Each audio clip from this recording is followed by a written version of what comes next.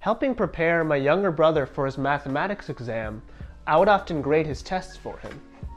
One day he scored a 100, and after showing him his grade, he was naturally excited, as he had gotten a perfect score, right? Well, no. And after informing him of the maximum possible score of 400, he was absolutely devastated. And while my brother began rethinking his future goals, I had a deep revelation about the nature of data.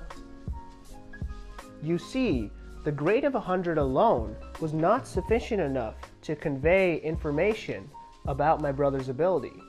Only when contrasted with the grade of 400 did he recognize that he had a lot more studying to do. So the purpose of data is to display the true relationships one situation has with other situations. We can define this more precisely using terms from set theory. Let's create a set of elements known as predata. The reason they are labeled as such is because in their current state, no relationships between the elements are clear.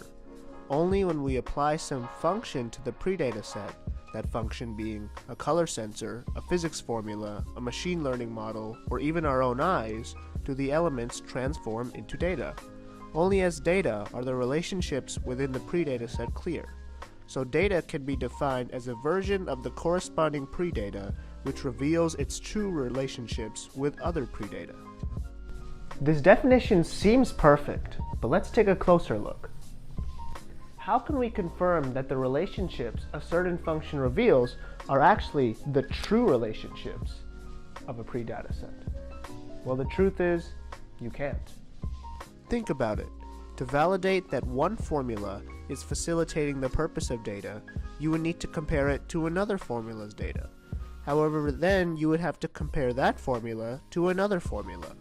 The infinite regress that ensues demonstrates that we are incapable of validating our data.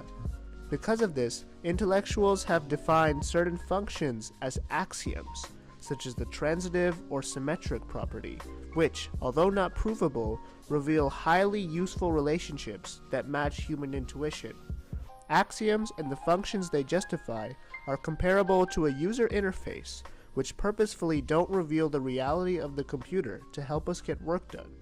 So in our definition for data, we can substitute the word true with the word useful. And with it, we know how all data is related. We have data about data.